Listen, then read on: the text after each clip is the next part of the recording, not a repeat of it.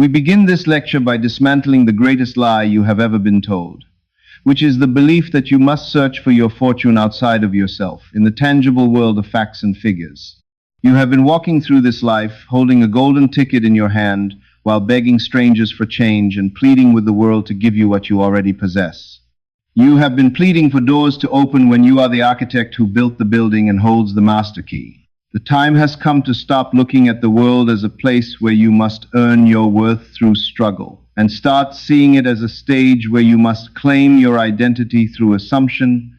The truth is simple yet terrifying to the ego which thrives on complexity and delay. You are the lottery ticket. You are the code. You are the answer you have been seeking in books and seminars and hollow promises. There is no external jackpot waiting for you in the distant future, dependent on luck or the permission of others. The jackpot is your realization of who you are right now. When you finally understand that everything you desire is already contained within your own consciousness, you stop chasing. Chasing is for those who do not know they already possess the prize. But you are waking up to the realization that the prize is not a thing you get. It is a frequency you inhabit. Consider the ancient parable of the beggar and the box, which perfectly illustrates the human condition. Imagine a man sitting on an old wooden box by the side of a dusty road begging for money from strangers. He sits there for 30 years under the hot sun, extending his hand to everyone who passes by, asking for a coin, a crumb, or a moment of mercy. One day a stranger stops and looks not at the beggar but at the box he is sitting on. The stranger asks him what is inside that box you are sitting on. The beggar replies with irritation, "Nothing. It is just an old trash box. I have sat on it for as long as I can remember. It is just my seat." The stranger insists that he stand up and open it. Reluctantly and with great hesitation, the beggar pries open the rusted lid of the box. To his absolute shock and disbelief, he discovers that the box is filled to the brim with solid gold. For 30 years he had been begging for pennies while sitting on a fortune. This is the story of your life. You are that beggar. You have been sitting on the gold of your own imagination while begging the world for crumbs of validation and success. You ask the world, "Am I good enough?" You ask your bosses, "Am I worthy of a raise?" You ask the lover, "Do you choose me?" You ask the economy, "Can I be wealthy?" But the whole time the wealth and the love and the power were sitting right underneath you in your own assumption of self. You were looking outward for a savior while resting upon the very power that could save you. The moment you feel that inner shift, the moment you believe without seeing, you have already won. The outer world is merely a delayed reflection, catching up to your inner conviction. We must deeply analyze the concept of the mirror, because until you understand this, you will forever be a slave to circumstances. The world does not reflect what you want. It never has and it never will. It reflects what you are. The world is a neutral, impartial mirror that hangs in the fabric of space and time.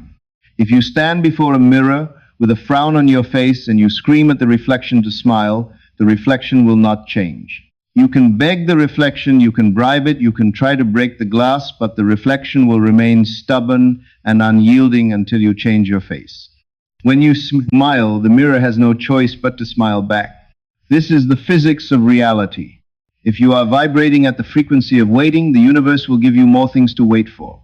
If you are vibrating at the frequency of hoping, the universe will keep you in a state of eternal hope, never landing in the state of having. You must assume something greater than your current reflection. Assume wealth, assume love, assume peace. Carry yourself accordingly, not as a pretense, but as a revelation of truth. You do not walk into a room hoping to be picked. You walk into the room knowing you are the one who picks. The jackpot was never a number on a screen or a specific person loving you. It was your realization of your own divine nature. Everything you desire exists in the invisible realm of imagination. It is not something you create from scratch. It is something you tune into. Just as a radio does not create the music but simply receives the signal, you must tune your instrument to the frequency of the wish fulfilled. Let us go deeper into the nature of this golden ticket. What does it mean to be the ticket? It means that the value is intrinsic to you. A winning lottery ticket is just a piece of paper, but it holds immense value because of the code printed on it. You are biological matter, you are flesh and blood, but you hold immense value because of the spark of imagination printed on your soul. When you walk into a room, Do you walk in as a blank piece of paper hoping someone writes a value on you? Or do you walk in as a check already signed for $1 million? How you treat yourself is how the world treats you. If you treat yourself as an option, the world will treat you as optional. If you treat yourself as the priority, the world will rearrange itself to prioritize you. This is not arrogance, this is alignment. Arrogance is trying to convince others of your worth because you doubt it. Alignment is knowing your worth so deeply that you do not need to say a word. The energy of the prize is silent. It is magnetic. It draws things to itself simply by being. Stop trying to earn your desires. You cannot earn what is already yours by divine right. You can only claim it. The act of claiming is an internal motion. It is a decision that happens in the silence of your own mind. It is the moment you say, "It is done," and you refuse to accept any evidence to the contrary. The world pushes you to grind, to compete, and to struggle. It tells you that there is a limited amount of gold and you must fight others to get it. This is the lie of scarcity.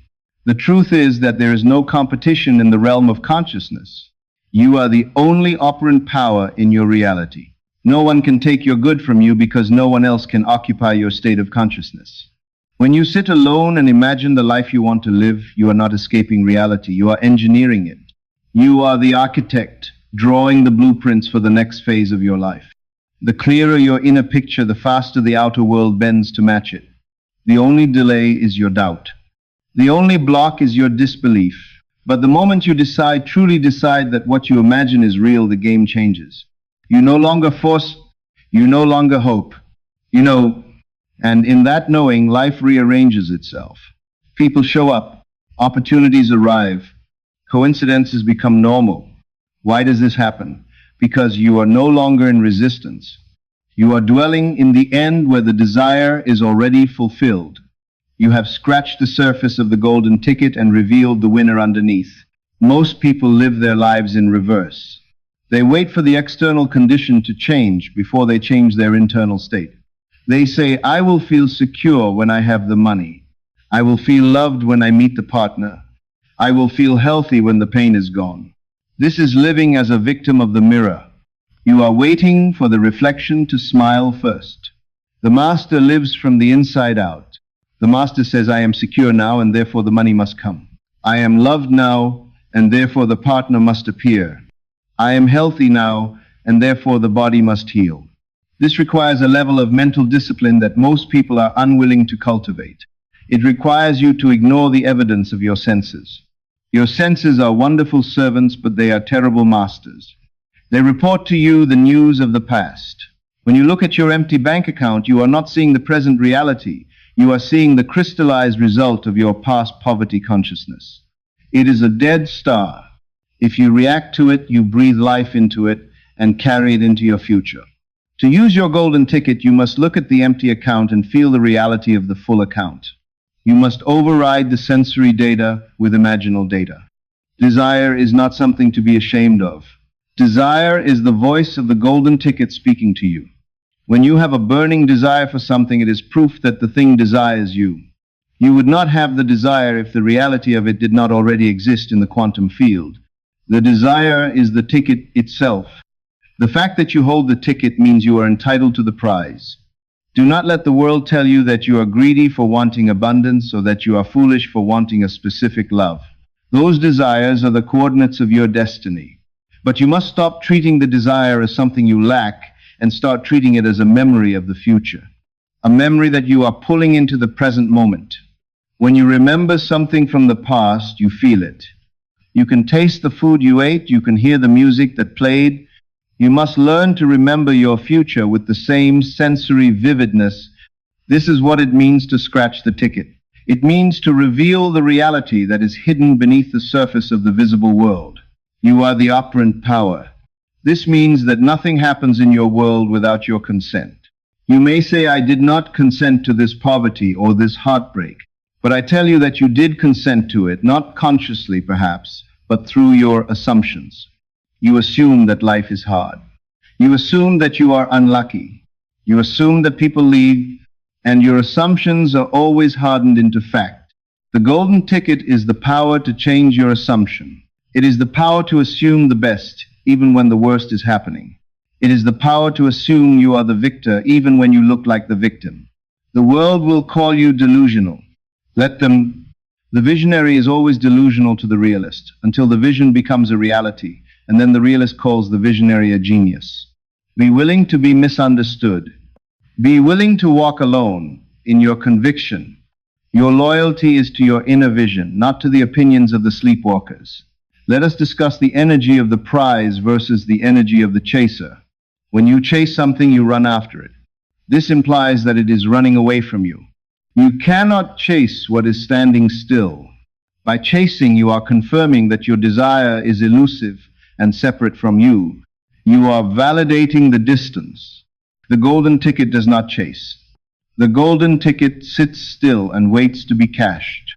When you know you are the prize, you stop running. You stand in your worth. You know that what is meant for you cannot miss you. You know that you are the magnet. This shift in energy is palpable. People can feel it. When you are desperate, people recoil. When you are secure, people are drawn to you. It is a biological and spiritual law. If you want to attract love, stop chasing it and start being the embodiment of love. If you want to attract money, stop chasing it and start being the embodiment of abundance. The state of being precedes the state of having. You must be it to see it.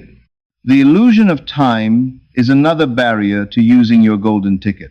You think the jackpot is in the future. You think you have to wait for it, but the golden ticket is valid right now. There is no expiration date and there is no start date. It is a ticket for the eternal now. The only thing keeping you from the experience of your desire is your belief in time. You keep pushing your good into tomorrow.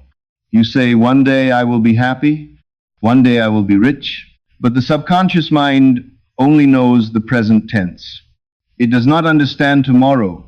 When you say tomorrow, the subconscious hears never. You must bring your desire into the present tense.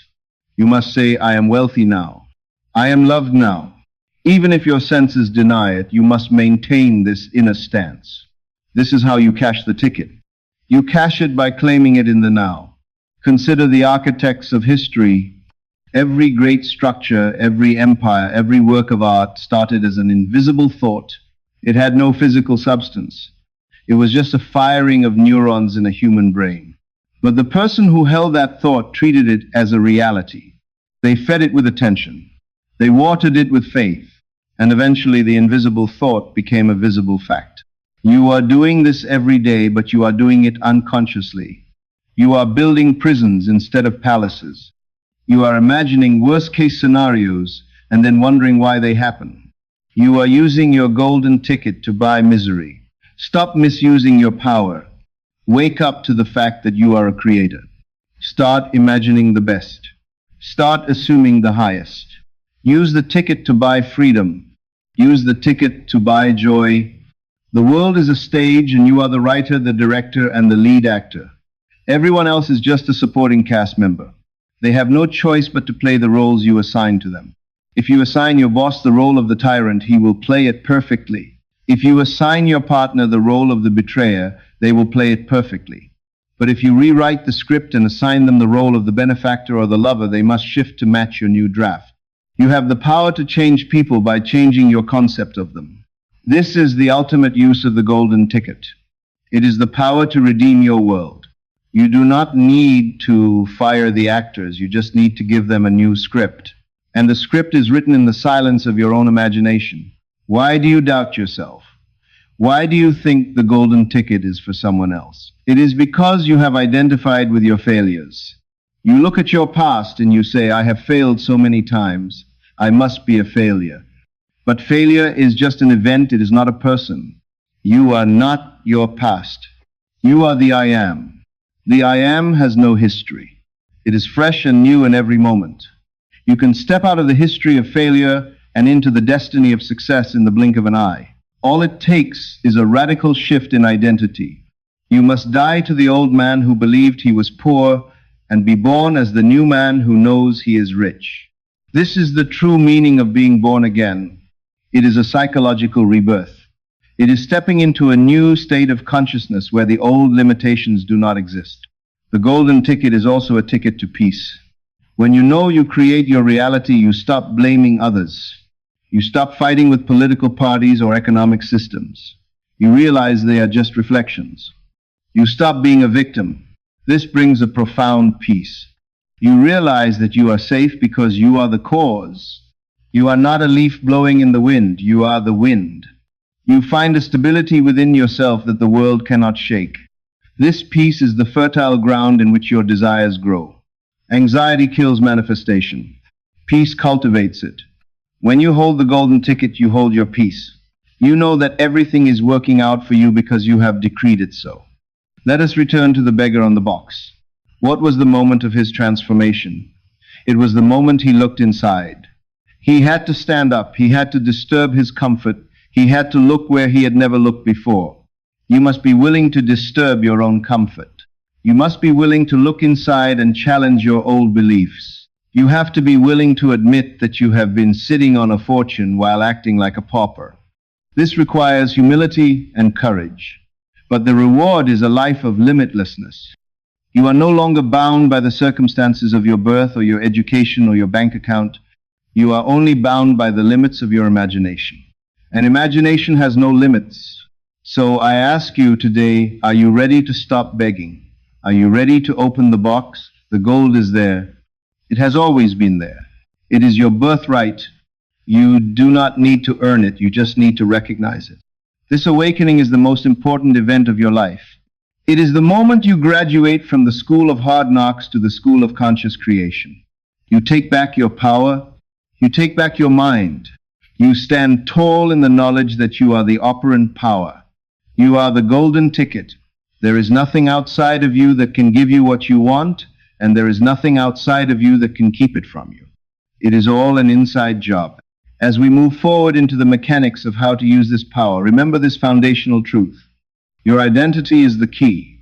You do not attract what you want, you attract what you are. If you want a golden life, you must be the golden person. You must embody the frequency of the prize.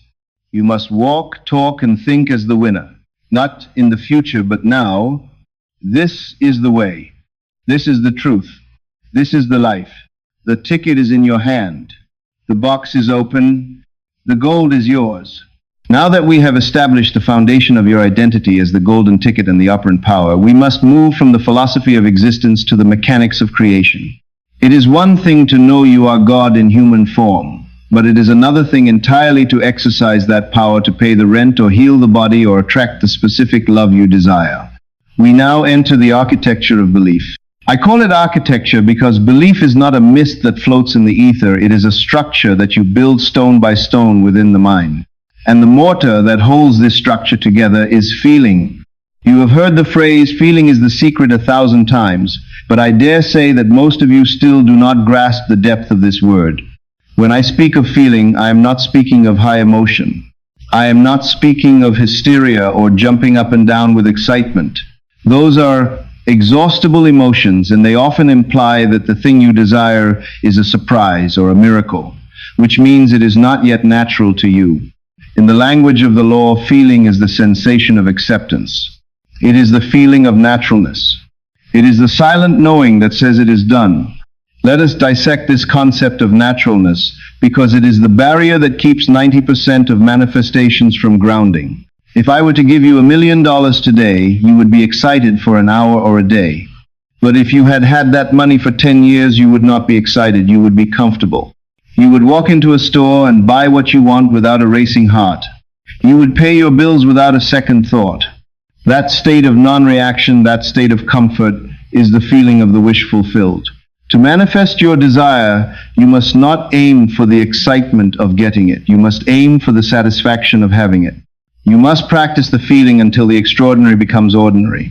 You must wear your desire until it fits you like an old, comfortable coat. If your desire feels like a mountain you have to climb or a miracle you have to pray for, you are separated from it by your own awe. You must bring it down to earth and make it a natural part of your identity. This brings us to the greatest enemy of your belief, which is the reliance on the physical senses. Your eyes, your ears, your hands, they are wonderful servants for navigating the physical world, but they are terrible masters of your destiny. They are historians. They report to you the news of the past. When you look at your bank account today, you are looking at the crystallized result of your past thoughts and feelings. If you react to that number with fear, you are signing a contract to repeat that poverty in the future. You are taking the dead past and breathing your life force into it, ensuring it survives another day.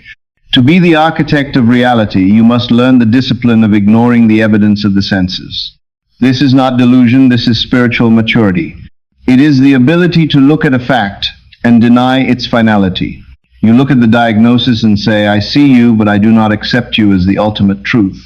You look at the empty room and say, I see the emptiness. But in my imagination, this room is filled with love. You must understand that there are two worlds. There is the world of facts and the world of truth. Facts are temporary arrangements of matter. Truth is the eternal arrangement of consciousness. When you prioritize facts over truth, you become a slave to circumstances. When you prioritize truth over facts, the facts must change to match the truth. This is the law. It is as precise as gravity. If you hold a ball in the air and drop it, it must fall. If you hold an assumption in your consciousness and persist in it, it must harden into fact. But you cannot check to see if it is working. The moment you look for proof outside, you have abandoned the proof inside. The feeling is the proof. If you have the feeling of wealth, you do not need to check the bank account. Possession creates peace. If you truly possess the money in your consciousness, you would be at peace. The anxiety you feel is the signal that you are still looking at the reflection in the mirror, hoping it will smile first. Let us now move to the core technique of this architecture, which is the distinction between thinking of and thinking from. This is where the magic happens, or where it fails. Most people think of their desires. They see the new car in their mind's eye, but they see it over there. They see themselves in the future driving it. They see the house they want as a picture in a magazine. This is thinking off. It creates separation. It affirms that you are here and the object is there. It affirms distance and time. The subconscious mind takes this instruction and keeps the desire at a distance. It gives you more experiences of looking at your desire but never having it. To become the architect, you must learn to think from the end. Thinking from the end means you step into the picture. You are no longer the audience watching the movie of your life. You are the actor in the scene. If you want the new car, you do not look at it. You imagine you are sitting in the driver's seat. You feel the leather against your back. You smell that specific new car scent. You wrap your hands around the steering wheel and feel the texture. You look out of the windshield and see the road moving past you. You are not seeing yourself drive, you are driving. You are seeing the world from the vantage point of the wish fulfilled. This collapses time. This removes distance. You are telling the subconscious mind that this is happening right now. The subconscious is blind. It cannot see your physical world. It only knows what you present to it with feeling. If you present this sensory vividness with the feeling of reality, it accepts it as a fact and immediately goes to work to bring it to pass. Consider the example of a home. If you desire a specific home, do not think of the roof and the windows from the street. Enter the home in your imagination. Sit on the couch. Look out of the window at the scenery that would be there if you were living in it. If you were living there, you would see the world from that window. So see the world from that window now. Walk through the halls. Touch the walls. Make it real. Give it all the tones of reality. This is what I mean by appropriation. You appropriate the state. You take it without asking permission. You do not beg God for the house. You occupy the house in consciousness, and God, who is your own wonderful human imagination, fills that occupancy with physical reality. But the visual aspect is only half of the architecture. We must address the auditory aspect, which is your inner conversations. Your mind is a ceaseless factory of words. From the moment you wake up to the moment you sleep, you are talking to yourself. You are arguing with your boss. You are justifying your failures. You are replaying old arguments with your spouse.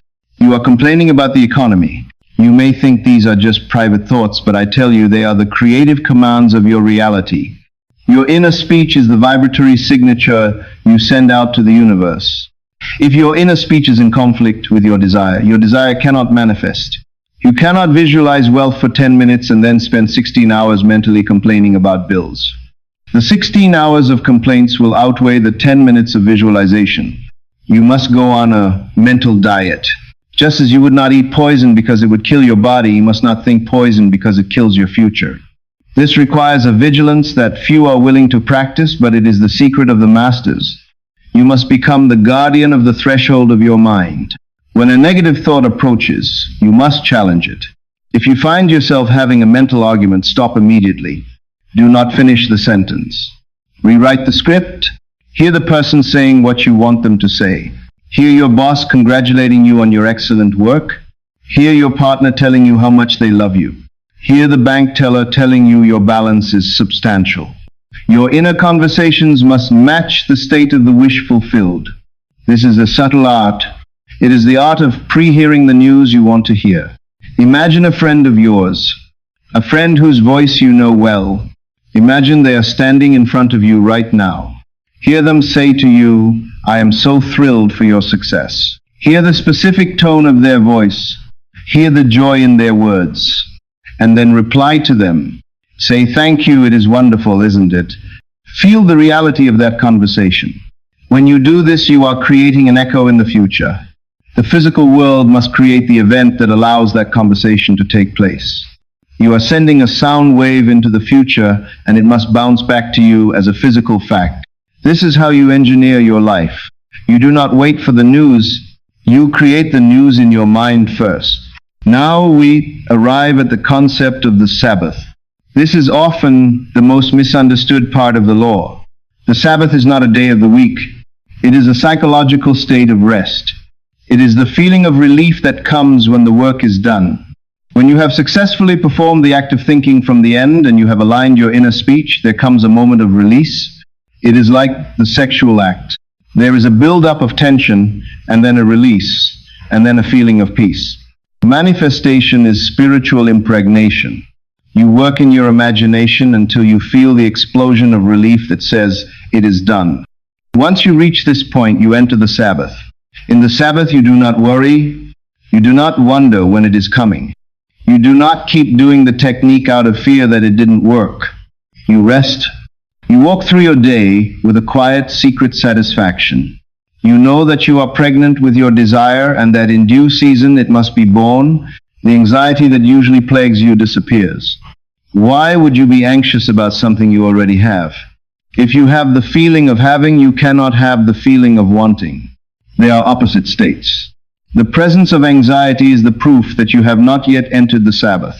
If you feel anxiety, go back to the technique. Go back to the imagination until you feel the relief. Do not stop until you find the peace. Let us deepen the understanding of belief. Belief is not intellectual agreement. You can agree that this law is true and still live in poverty. Belief is biological. Belief is visceral. It is when the knowledge drops from your head into your heart and into your gut. It is when you no longer need to convince yourself because you simply are. Think of your name. You do not have to wake up every morning and affirm, "I believe my name is what it is." You just know it. It is a part of you. You want your desire to become as natural as your name. You want the state of wealth or health or love to be your default setting. This happens through the persistence of the feeling. Repetition is the mother of learning, but in this case it is the repetition of the mood, not just the words. You can say, "I am wealthy" a million times, but if you feel poor, it is useless. But if you can capture the mood of wealth, the feeling of security and ease, and sustain it for even a few minutes, you have done more work than a lifetime of struggle. The universe responds to the frequency of your mood. You must become a master of your moods. You must learn to generate the feeling of joy even when the world is crumbling. You must learn to generate the feeling of safety even when there is danger. This is what it means to be the operant power. You are not reacting to the atmosphere, you are creating the atmosphere. There is a beautiful mystery in the idea of the time lag, which we will discuss later, but it is rooted here in the architecture of belief. The time lag is simply the time it takes for your feeling to become natural. The moment the feeling becomes natural, the manifestation appears. For some things, it might take a day because you have very little resistance. For other things, it might take months because you have a lifetime of opposing beliefs to dismantle. But do not be discouraged. Every time you enter the silence and assume the feeling, you are chipping away at the old structure and laying a brick for the new one. You are building a temple in the unseen. And when the temple is complete, the God of your desire will inhabit it. I want you to think about the clothes you are wearing. You chose them. You put them on. You are comfortable in them. You are not constantly checking to see if they are still there. You are not worried they will vanish. You are occupying them. This is exactly how you must wear your desire. Put on the new man. Put on the consciousness of the person you want to be. Wear it around your house. Wear it while you wash the dishes. Wear it while you drive your car. It might feel strange at first, like a new suit that is a bit stiff. But as you wear it, it will conform to your body. It will become comfortable. And soon you will forget you are wearing a costume and you will realize it has become your skin. This architecture requires a foundation of self-love. You cannot build a skyscraper on a swamp. If you fundamentally believe you are unworthy, your structure will collapse. You must realize that your desires are not mistakes. They are not tests to see if you are good enough. They are gifts from the God within you. It is the Father's good pleasure to give you the kingdom. You do not have to earn the kingdom. You do not have to suffer for the kingdom. You just have to accept it. The feeling of unworthiness is the only thing that blocks the flow. You must revise your concept of self. Look in the mirror and see God. Look in the mirror and see the prize. When you love yourself, you allow yourself to receive. The feeling is the bridge. On one side of the canyon is your current reality, with all its limitations. On the other side is your dream reality. The bridge that connects them is the feeling of the wish fulfilled. You cannot walk across the bridge if you are looking down at the drop. You cannot walk across if you are looking back at where you came from. You must keep your eyes on the destination and let the feeling carry you. Every time you feel the relief of having your desire, you are taking a step across the bridge. Do not stop walking. Do not let the winds of doubt blow you off. Hold the railing of your faith and keep moving. Remember that the world is fluid. It looks solid, but that is an illusion of the senses. Physicists will tell you that everything is energy vibrating at different rates. You are an energy bender. Your feelings are the tools you use to bend the energy. When you change your feeling, you change the vibration of the atoms of your world. You are literally rearranging the furniture of the universe with your mind. Do not underestimate this power. It is the same power that spins the planets and lights the suns, and it is housed within your own imagination. So tonight, do not go to sleep as the person you were yesterday. Do not take the old man to bed. Lay him down and let him die. Rise in your imagination as the new man. Construct a scene that implies fulfillment. Feel the ring on your finger. Feel the keys in your hand. Hear the applause. Sleep in that state. Soak in that bath of success. And when you wake up, carry that scent of success with you. Do not let the world wash it off. You are the architect. You have the blueprints. You have the materials. Now build a life so magnificent that it stands as a testament to the power of the human spirit. The feeling is the secret. The secret is out. Now, use it.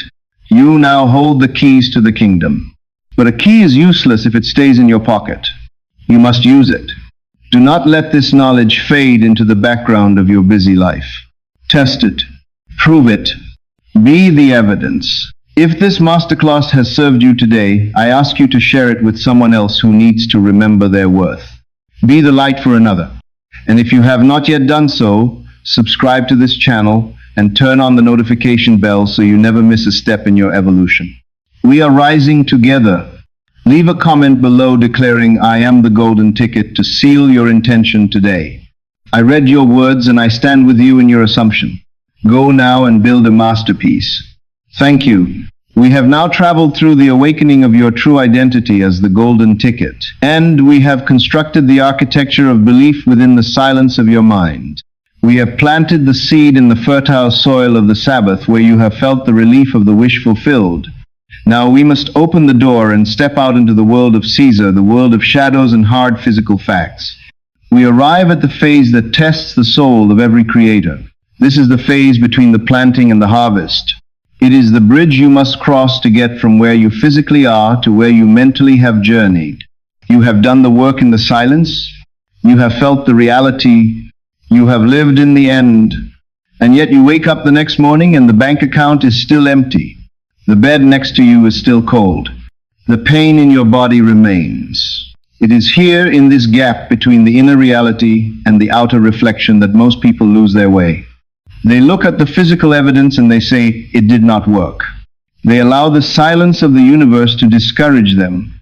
But I am here to tell you that silence is not denial. Silence is gestation.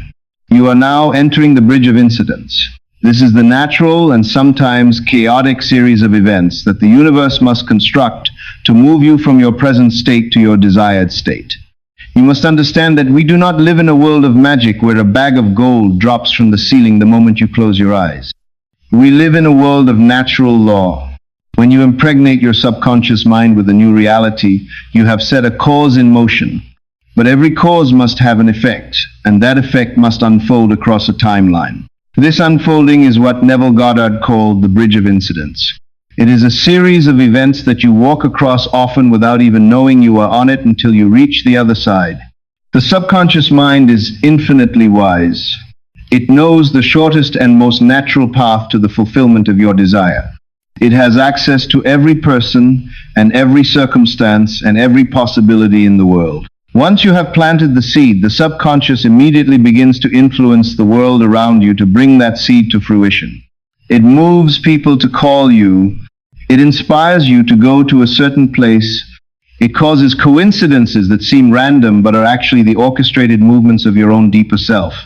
The bridge is being built under your feet as you walk. However, you must be warned. The bridge of incidents is not always paved with rose petals. This is where the faint of heart turn back. Sometimes to get you to your new destination, the old structure of your life must be dismantled. You have assumed a state of great wealth. You have felt it real. The next day you might walk into your office and be fired from your job. The unawakened man will panic. He will say, I imagined wealth, and look what happened, I've lost my only source of income. He will curse God and fall back into fear.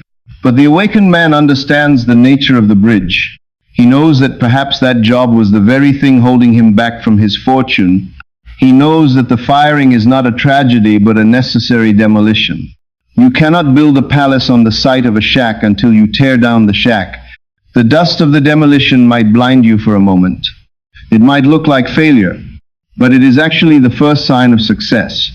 You must learn not to judge by appearances. When you are on the bridge, things may seem to go wrong before they go right. This is simply the clearing of the debris. It is the restructuring of your reality to accommodate your new assumption. If you react with fear, you stop the process. If you trust the bridge, you move through the chaos into the promised land. The golden rule of the bridge is that you do not determine the how. This is the stumbling block for the intellectual mind. The mind wants to know the logistics. It wants a roadmap. It wants to know exactly where the money is coming from and who will introduce you to your partner. But if you try to figure out how your desire will come to pass, you are interfering with the wisdom of the subconscious. You are limited by your logic and your past experiences. Your mind can only conceive of the ways it has seen before. It thinks the only way to get money is a lottery win or a raise. But the universe has a billion ways that you cannot conceive. Perhaps you meet a stranger in a coffee shop who offers you a partnership. Perhaps an investment from years ago suddenly pays off. Perhaps a distant relative leaves you an inheritance. Perhaps an error in your favor occurs at the bank. If you fixate on the how, you close the door to these infinite possibilities. Your only job is to remain loyal to the end. Imagine you have entered a destination into the navigation system of your car. The satellite calculates the route. It sees the traffic. It sees the road closures. It directs you turn by turn. You do not argue with the satellite. You do not say, why are we turning left here? I want to go right. You trust the guidance because it sees the whole picture while you only see the street you are on. Your imaginal act is the destination. The bridge of incidents is the route. Trust the driver. Now let us speak of the time lag. This is the interval of time between the imaginal act and the physical realization. We live in a dimension of time and space. Energy moves instantly, but matter is dense and slow. It takes time for the invisible blueprint to gather the physical atoms required to make it solid. Every seed has its own appointed hour. If you plant a carrot seed, you expect to wait a certain number of weeks. If a woman conceives a child, she expects to wait 9 months. She does not wake up after 1 month and say, "Where is the baby? Something must be wrong." She knows the law of nature. She waits with confidence and joy, knowing that the child is growing, even though it is invisible to her eyes. Why do you not treat your desires with the same wisdom? An idea is a spiritual seed. It has its own gestation period. It has its own natural time to grow. For some desires it might be days. For others it might be months. The time depends on the naturalness of the desire to you. How natural does it feel to be wealthy? If it feels completely foreign, it may take longer for your subconscious to build the bridge. If you can make it feel natural quickly, the bridge shortens. But regardless of the time, you must not lose faith. The greatest mistake you can make during the time lag is to dig up the seed. Every time you worry, you are digging up the seed. Every time you check the mirror to see if your body has changed, you are digging up the seed. Every time you check the bank account with a feeling of lack, you are digging up the seed. Every time you ask, "Why is it not here?" yet you are disturbing the soil. You must learn to leave it alone. This requires a state of mind that the mystics call the Sabbath. The Sabbath is not a day of the week. It is a state of mental rest. It is the deep inner knowing that the work is done. When you have truly successfully impressed your subconscious, you will feel a drop in anxiety. You will no longer feel the frantic need to make it happen. You will feel like a person who has placed an order at a restaurant. You know the food is coming, so you sit back and enjoy the conversation. You do not run into the kitchen to check on the chef. You must cultivate this inner Sabbath.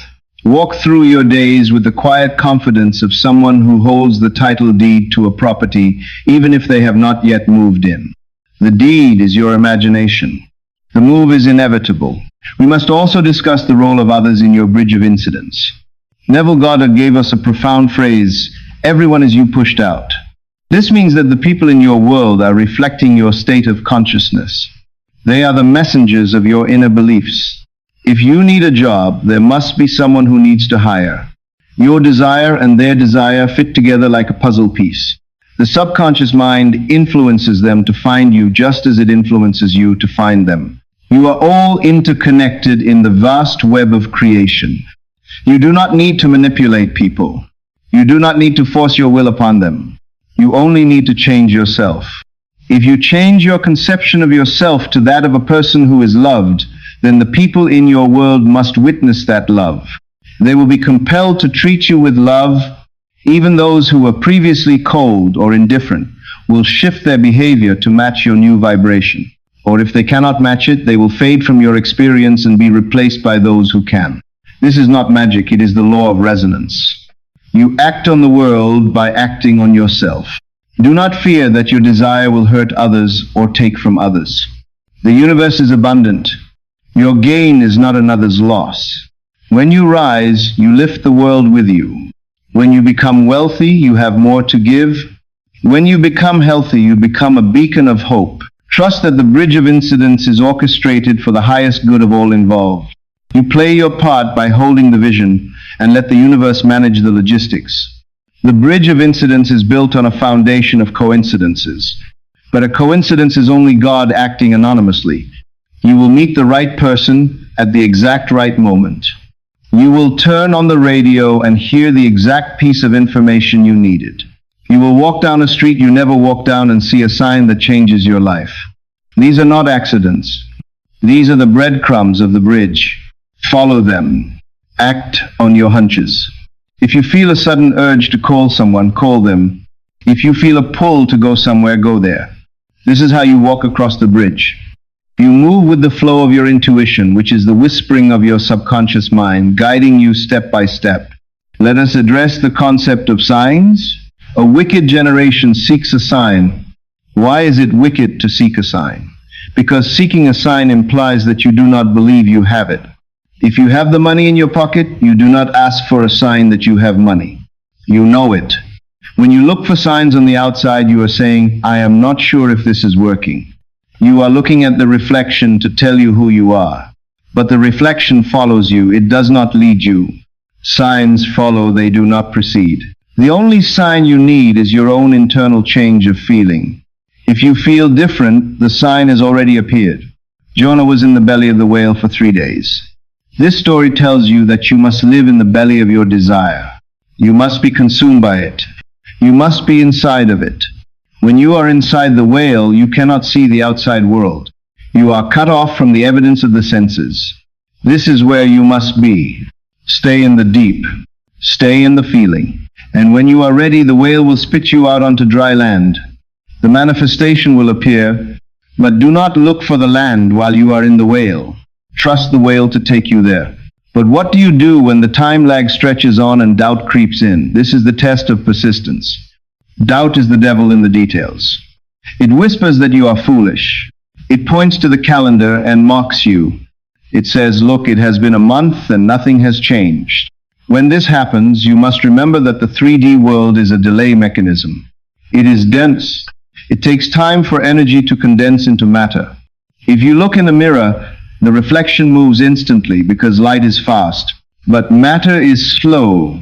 Do not let the slowness of matter deceive you. If you were walking through a long dark tunnel, you would not stop walking just because you could not see the light at the end yet. You would know that the tunnel has an end and you would keep moving. Your persistence is your walking. Every time you return to your imaginal act, you are taking another step. Every time you revise a negative thought, you are taking another step. The only way you can fail is if you stop walking. If you abandon your seed, it will die in the ground. But if you water it with faith, it must break the surface. There is a famous story of a man who dug for gold. He bought the machinery and dug for weeks. He found a vein of ore, but then it disappeared. He dug a little longer and then gave up in despair. He sold his machinery to a junk man for a few dollars and left. The junk man called in an engineer who calculated that the vein of gold was just 3 feet from where the first man had stopped digging. The junk man became a millionaire because the first man stopped 3 feet from gold. The time lag is those 3 feet. You never know how close you are to the breakthrough. It often seems darkest just before the dawn. The moment you feel like giving up is usually the moment just before the manifestation appears. Persistence is your insurance policy against failure. You must refuse to accept no for an answer. You must refuse to accept the evidence of your senses when they contradict your vision. You must be like the bulldog that locks its jaw and refuses to let go. You hold onto the bone of your desire until it is yours. The bridge of incidents is also a bridge of character. You are not just manifesting a car or a house.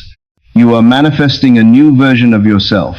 The person who can handle the wealth. The person who can sustain the love. The journey across the bridge is forging you in the fire of patience and faith. It is preparing you so that when you arrive, you are ready to inhabit the mansion you have built. If you received everything instantly, you would be a spoiled child with no understanding of your power. The time lag gives you the opportunity to prove your creative power to yourself. It gives you the chance to master your mind. Do not despise the waiting. The waiting is the training ground. It is where you learn to walk by faith and not by sight. It is where you learn that your inner world is stronger than the outer world. Consider the complexity of the world required to bring your desire to pass. If you want a specific job, there are decisions being made in boardrooms you cannot see. There are people resigning or moving or new projects being started that will create the opening for you. You cannot see any of this from your limited perspective. You only see that the phone hasn't rung yet. But behind the scenes, the universe is moving mountains. It is aligning 1,000 variables to create the perfect moment for your entrance. If you could see the activity in the unseen world, you would never doubt for a second. You would stand in awe of the machinery you have set in motion. Just because you cannot see the roots growing underground does not mean the tree is dead. Trust the invisible movement. The universe is never idle. It is always working to externalize your assumptions. You must also be aware of the trap of trying to force the bridge. Sometimes people think they need to help God out. They start manipulating others or forcing situations or overworking themselves out of fear. This is not the bridge of incidents. This is the bridge of anxiety. Action that is born from fear will always lead to more resistance. Action that is born from inspiration feels effortless. It feels like the next logical step. The bridge of incidents flows. It does not require a battering ram. If you find yourself pushing against a closed door, stop, return to the end. Establish the feeling of having and wait for the window to open. The universe is a river, not a stone. It flows around obstacles. You must flow with it. You must be water. There is a mystery I want to share with you called the 24-hour miracle. While we speak of the time lag and the necessity of patience, I also want you to know that time is ultimately an illusion. The length of the time lag is directly proportional to the naturalness of the feeling. If you could completely convince yourself in this very moment that you are wealthy with absolutely no subconscious resistance, your reality would shift tomorrow. The reason it takes time is because we are peeling away layers of disbelief, but do not use the time lag as an excuse to procrastinate. Do not say, "Oh, well, it takes time, so I will wait." No. Assume it is done now. Live as if it is here now. Collapse the time. Challenge yourself to believe so deeply that the bridge shortens. You have the power to accelerate the harvest by the intensity of your faith. So tonight, when you lie down to sleep and you do your sats and you revise your day, realize that you are fueling the bridge. You are pouring energy into the invisible structure that is carrying you to your dream. And when you wake up tomorrow and the world looks the same, smile at it. Smile at the illusion. Say to yourself, "I know what is happening behind the scenes. I know the bridge is being built. I know my seed is growing. I am not moved by appearances. I am moved by truth. And the truth is that I am already that which I desire to be." Hold this conviction. Walk tall. Treat the time lag not as a waiting room, but as a preparation room. Polish your belief. Strengthen your resolve. For the bridge is solid, and your arrival is guaranteed. You are the traveler, and you are the destination. The gap is closing with every breath you take in faith. Keep walking. The goal is just 3 feet away. We have arrived now at the Holy of Holies of this entire teaching.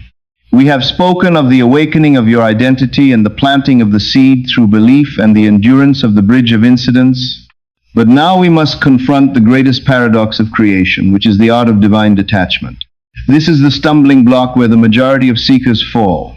They understand the intellectual concept of manifestation, but they fail in the emotional execution because they cannot let go.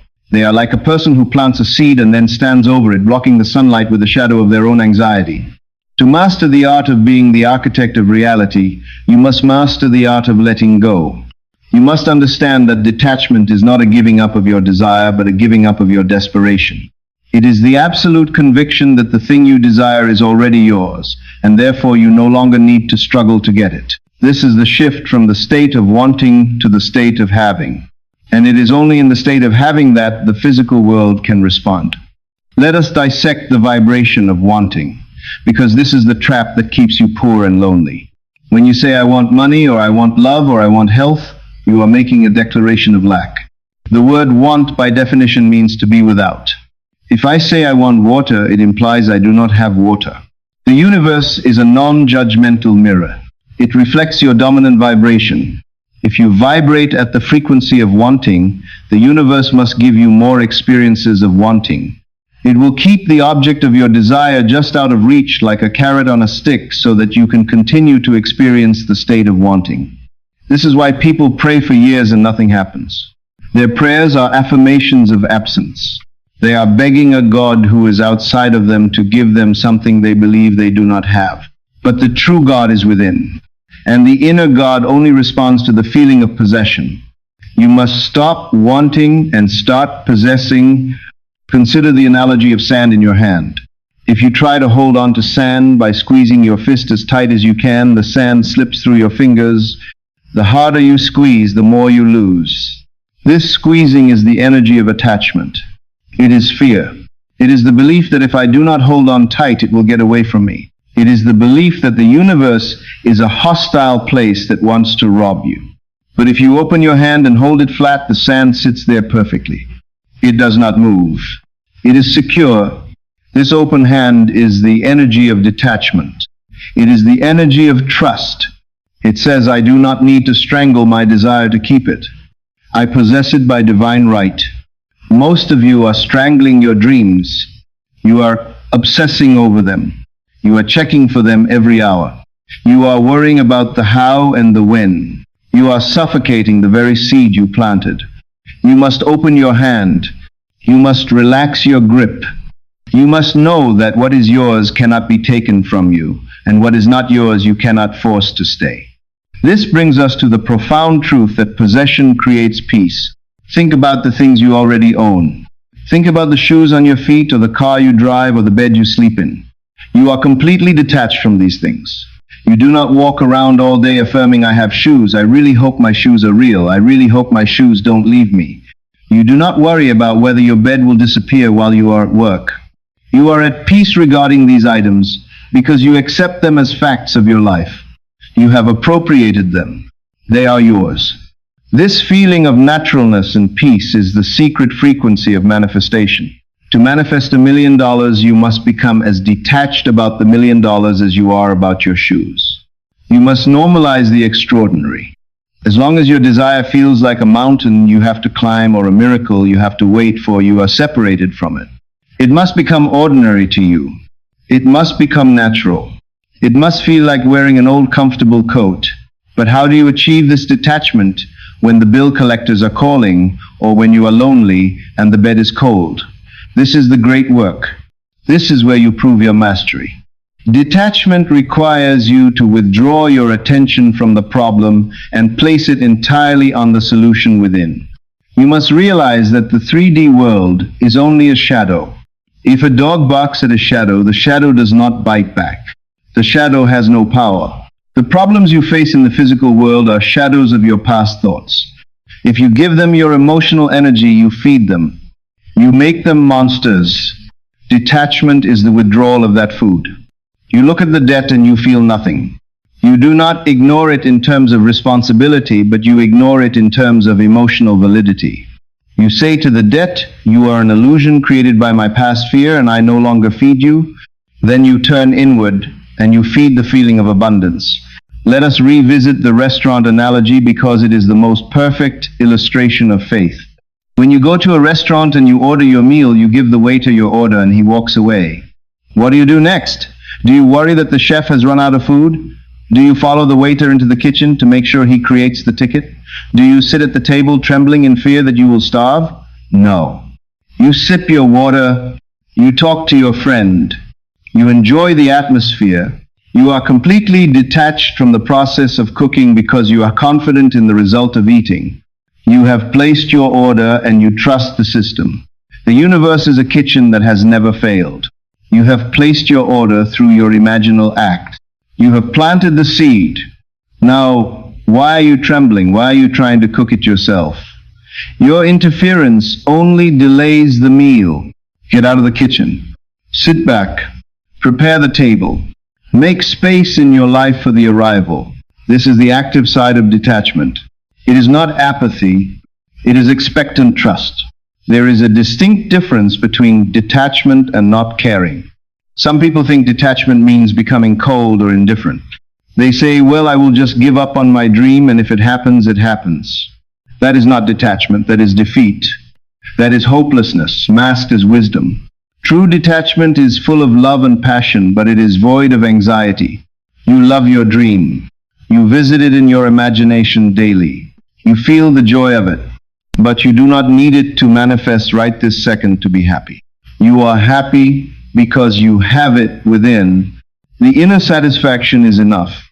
The moment you are satisfied within, the outer world has no choice but to reflect that satisfaction. This is the paradox. You get what you want only when you no longer need it to survive. As long as you are desperate, you are pushing it away. When you are whole, without it, it comes to you. We must speak of the concept of the Sabbath. In the ancient scriptures, it is said that God created the world in 6 days, and on the seventh day he rested. This is not a story about a literal week. It is a psychological formula for creation. The 6 days represent the work of imagination, the selecting of the desire, the visualization, the revision, the feeling of the wish fulfilled. You do the work. But then must come the seventh day, the day of rest. This is the state of mental stillness where you stop working. You stop trying to convince yourself. You stop trying to manipulate the world. You rest in the deep knowing that it is done. Many of you are working 8 days a week mentally. You never rest. You are constantly digging up the seed. You must enter the Sabbath. You must reach a point of conviction where you say it is finished. The feeling of the Sabbath is relief. It is the deep exhale after a long run. If you cannot find this rest, it means you do not yet believe. And if you do not believe, you must go back to the silence and impress the subconscious again until you reach the point of explosion where you feel the release. Gratitude is the bridge that carries you over the abyss of doubt. Gratitude is usually misunderstood as a reaction to something good happening. You get a gift and you say thank you. But in the world of energy, gratitude is a cause, not an effect. When you give thanks before the gift arrives, you are hacking reality. You are signaling to the universe that the transaction is complete. You are confirming the receipt of the goods before the delivery truck pulls up. This is the ultimate act of faith. Can you stand in the middle of your lack and close your eyes and feel genuine tears of gratitude for your wealth? Can you stand in the midst of illness and thank the God within for your perfect health? When you do this, you dissolve the state of wanting. You cannot want what you are grateful for having. Gratitude aligns you with the frequency of reception. It opens the floodgates. It is the most powerful form of detachment because it acknowledges that the waiting is over. Let us discuss the trap of the how and the when. These are the two thieves that rob you of your peace. The human mind is obsessed with logistics. It wants to know exactly how the money will come and exactly when it will arrive. But the how and the when are not your department. They belong to the infinite wisdom of the subconscious. The subconscious has ways that you know not of. It can move mountains and part seas. It can harden the heart of Pharaoh or soften it. When you obsess over the how, you limit the infinite. You say, it must come through my job or through the lottery. You close a billion other doors. And when you obsess over when you introduce time, which is a barrier, in the quantum field there is no time. Everything is now. When you live in the end, you are living in the now. But when you ask, when you are projecting your good into the future, and the future never comes because you are always chasing it. You must bring the future into the present. You must feel that it is here.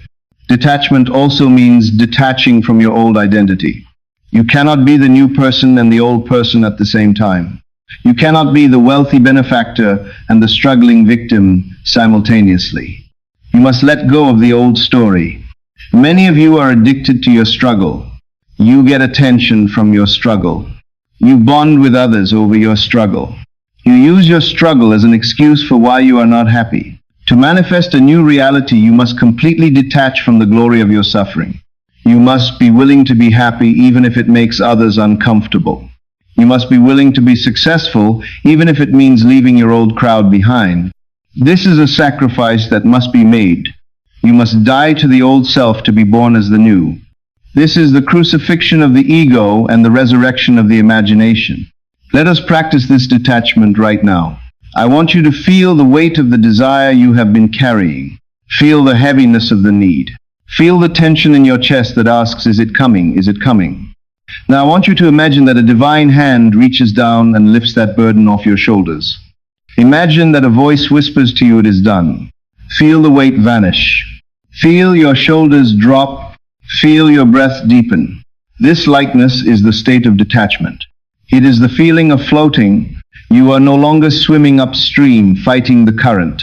You have turned over on your back and you are letting the river carry you. The river knows where it is going. The river is going to the ocean of fulfillment. Your struggling only exhausts you and risks drowning you. Float. Trust. Be carried. There is a power in indifference. Not indifference to the outcome, but indifference to the lack of the outcome. When you look at the empty bank account and you can shrug your shoulders and smile, that is power. That smile terrifies the demons of doubt. That smile says, I know something you do not know. I know a secret. I know that this emptiness is temporary and that fullness is the law. When you are no longer triggered by your circumstances, you have conquered them. The world only has power over you to the extent that it can elicit a reaction from you. If you stop reacting, you stop feeding the old reality. You starve it to death, and in its place, the new reality must emerge. It is law. The state of detachment is also a state of playfulness. Look at children. They live in their imagination effortlessly. A child says, I am a pirate, and for that moment he is a pirate. He is not worried about his mortgage. He is fully immersed in the joy of the game. You must become as a little child. You must treat this life as a divine game. You are the player and you are the programmer. Why are you taking it so seriously? Why are you so grim? The grimness pushes your good away. Lighten up. Laugh at the odds. The odds are for the sleeping man. The awakened man creates his own odds. When you approach creation with a sense of play and curiosity, the friction disappears. You become magnetic. People are drawn to those who are light. Wealth is drawn to those who are easy. Health is drawn to those who are relaxed. Tension is the wall. Relaxation is the gate. Remember that you are not creating the reality to get it.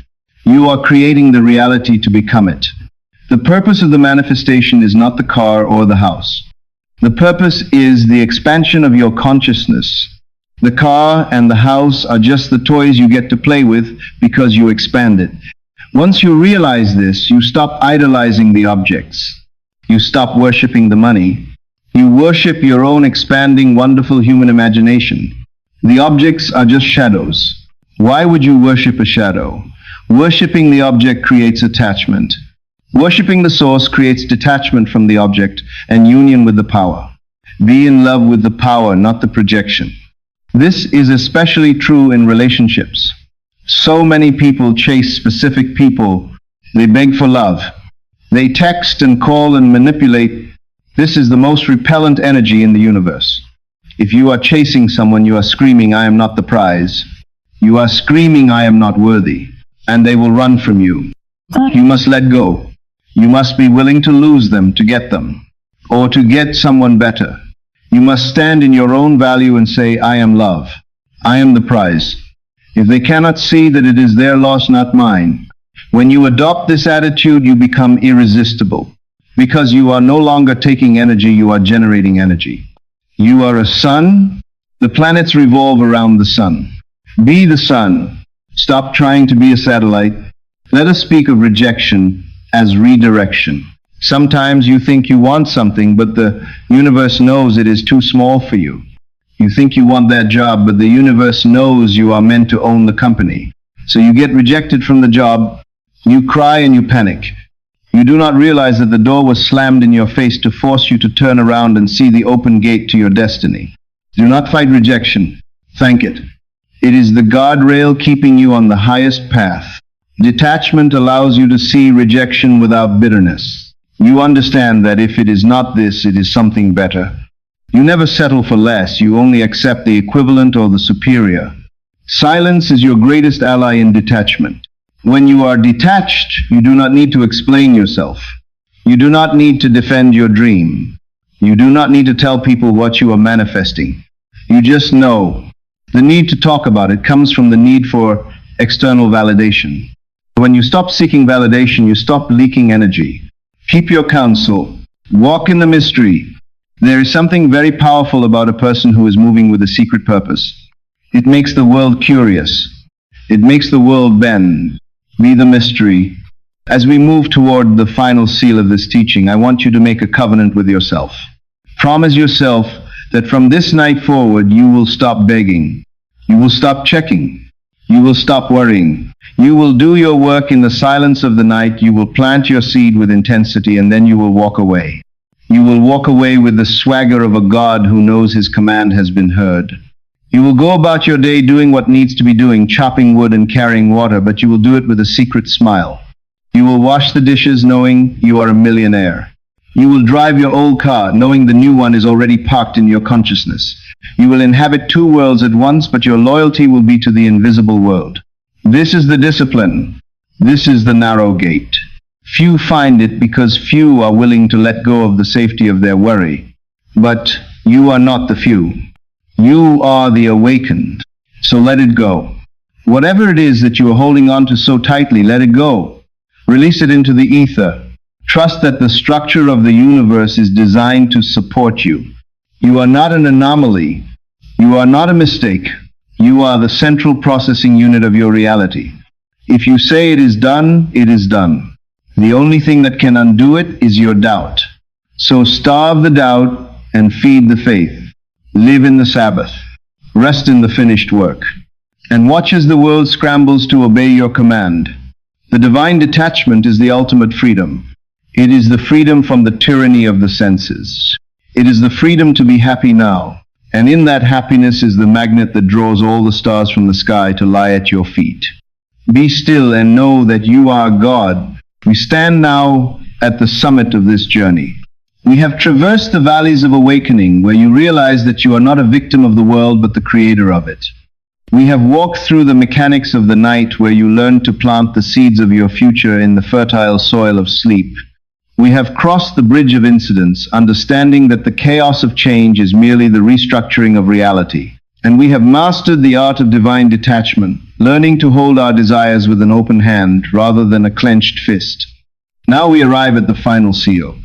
This is the moment where knowledge transforms into wisdom. This is the moment where the theory ends and the life begins. You are no longer just a listener. You are no longer just a student of the law. You are the operant power. This is the title I bestow upon you today. You are the power that operates the machinery of the universe. The machine is perfect, but it has no will of its own. It waits for you. It has been waiting for you since the beginning of time. It sits silent and potent, waiting for the command of your imagination to set the gears in motion. You must understand that what we have discussed in this series is not a philosophy to be debated at a dinner table. It is a law to be lived in the trenches of daily life. Gravity does not care if you believe in it. It does not care if you are a good person or a bad person. If you jump from a building, you will fall. The law of assumption is just as impersonal and just as ruthless. It does not care if you deserve the money. It does not care if you have suffered enough. It only cares about one thing, which is your state of consciousness. If you assume the state of the wish fulfilled, the law must externalize it. If you assume the state of the victim, the law must externalize that too. This is the terrifying and liberating truth of the final seal. There is no judgment coming from outside of you.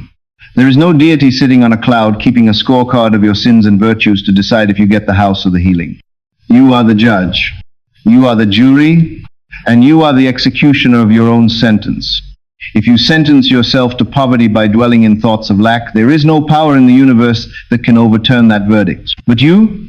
And if you sentence yourself to greatness by assuming the feeling of the wish fulfilled, there is no power in the universe that can stop your execution of that decree. This places the responsibility squarely in your hands. For the sleeping man, this responsibility is a burden. He wants to blame the government or the economy or his parents for his life. He wants to believe that he is a leaf blowing in the wind of fate. But for you, the awakened architect, this responsibility is the ultimate freedom. It means that no matter where you find yourself today, no matter how deep the hole you are in, you have the ladder in your pocket. That ladder is your imagination. You can climb out of any situation. You can reverse any diagnosis. You can transform any relationship. You can rebuild any bank account. But you must accept the final seal, which is the acceptance that you are the only cause. There is no secondary cause. This is the hardest pill to swallow. We love to think there are secondary causes. We love to think that the boss fired us because he is mean. We love to think that the virus made us sick because of bad luck. But if you accept the radical truth of this teaching, you must accept that you wrote the script for the boss and you invited the illness through your state of mind. When you stop looking for secondary causes, you stop fighting shadows. You go straight to the source. You change the self and the shadow moves. The concept of no secondary causes is the bedrock of your liberation. If you believe that your happiness depends on the actions of another person, you are a slave. If you believe your wealth depends on the whim of the economy, you are a slave. But when you realize that the world is you pushed out, you become a sovereign ruler. You stop trying to change people. You realize that trying to change a person on the outside is like trying to straighten a crooked shadow without straightening the object casting it. It is futile and exhausting. Instead, you go within. You change your concept of the person. You imagine them as noble, as loving, as generous. And because there is no separation in consciousness, they must conform to your new concept or they must exit your world. This is not manipulation, this is creation. You are lifting them up in your mind, and by doing so, you lift the interaction to a higher level. This is the love that transcends the ego. It is the ability to see the God in everyone, even when they are acting like a devil. As you go forth from this video, you will face a test. The world of Caesar, the world of facts and figures, will try to pull you back into the sleep of the senses. You will walk out your door and someone will be rude to you. You will open your mail and see a bill. You will turn on the news and see disaster. The old you would react. The old you would get angry or fearful or depressed. But the new you, the architect, has a secret weapon. You have the final seal. You look at these things and you smile. You say to yourself, I know where you came from. You are the echoes of my past thoughts. You are dead wood burning out. I will not give you my energy. I will not react. I will act. I will revise this moment. I will stay faithful to my vision. This ability to stand in the fire and not be burned is the mark of the master.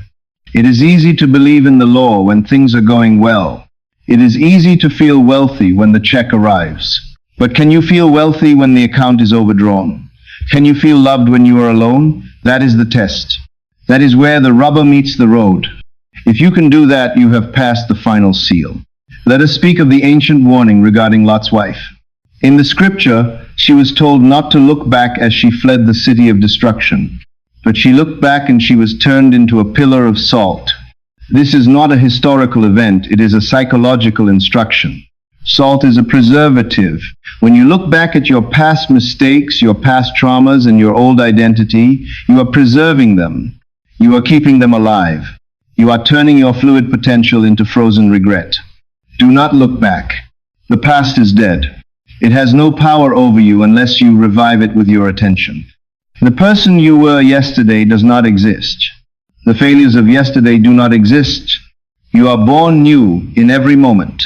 Keep your eyes on the horizon of your desire. The plowman who looks back cannot cut a straight furrow. You must be single-minded. You must be obsessed with where you are going, not where you have been. If memories of the past arise, revise them instantly or dismiss them as old news. Do not let the dead bury the living. You are the living. I want to speak to you about the power of silence. There is a reason the ancients said, go and tell no man. When you plant a seed in the ground, you do not dig it up to show your neighbors. You do not shout at the soil. You leave it in the dark and silent earth. Your desires are same. When you have assumed a new state, when you are pregnant with a new reality, do not spill your energy by talking about it to those who do not understand. Do not go to your skeptical friends and try to explain the law of assumption. They will mock you. They will project their doubts onto you. They will tell you to be realistic, and their doubt will act like a frost that kills your budding seed. Keep your secret. Cherish it in your heart. Let the results speak for you. There is a tremendous power in containing the energy of your desire. When you do not talk about it, the energy builds up inside you like steam in a boiler. It becomes a driving force. It hardens into conviction. It propels you forward. If you release the steam by talking, you lose the pressure needed to move the engine. Be a master of silence. Let your life be the witness. Let them ask you later how you did it. And even then, tell only those who have the ears to hear. This silence is not just about secrecy, it is about protection. Your consciousness is a womb. You are conceiving a miracle. You must protect the conception until the birth. The world is full of abortionists, of dreams people who want to kill your hope because it reminds them of their own failure. Do not give them access to your womb. Surround yourself with the white light of silence. Walk through the world with a secret smile. You know something they do not know. You know that you are a king in disguise. You know that your decree has been signed in the heavens, and it is only a matter of time before it manifests on earth. This secret knowledge gives you a charisma, a gravity that people can feel. They will respect you without knowing why. It is because you respect your own power. You must also understand that this is a lifestyle, not a quick fix. You cannot use the law to get a car and then go back to sleep. Once your eyes are open, they can never truly be closed again. You will realize that you are constantly creating.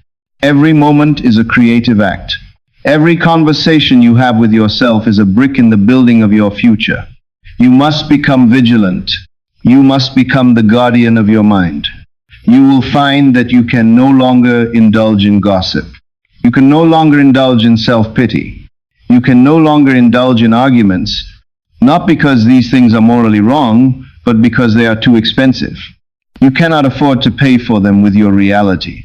When you realize that a 10-minute mental argument with a coworker can manifest as a week of chaos, you stop arguing. You become protective of your peace. You realize that your peace is your power. This is the maturity of the architect. You stop playing with mud because you are busy building mansions. Let us return to the concept of the promise. Neville spoke of the law and the promise. The law is how we get things in this world. It is the tool for navigating the dream. The promise is the realization of who we are.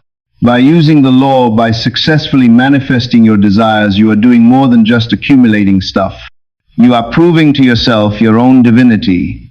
Every time you imagine a specific event and it comes to pass, you are chipping away at the illusion of your mortality. You are beginning to see the God within. This is the true purpose of the journey.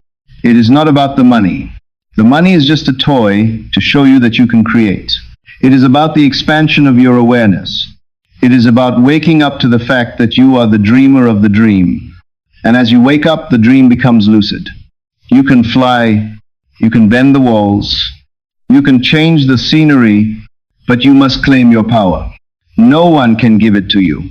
I cannot give it to you. I can only point to it. You must pick it up. You must wear it. You must become it. The final seal is also a seal of persistence. You must make a covenant with yourself today. A covenant is a sacred contract. Promise yourself that you will not give up. The only way this law fails is if you stop applying it. If you try it for 3 days and say nothing happened, you have not tried it. You have dabbled. You must commit to it like a marriage. You must say, I will live by this truth even if the whole world tells me I am crazy. I will live in the end, even if the beginning seems nowhere in sight.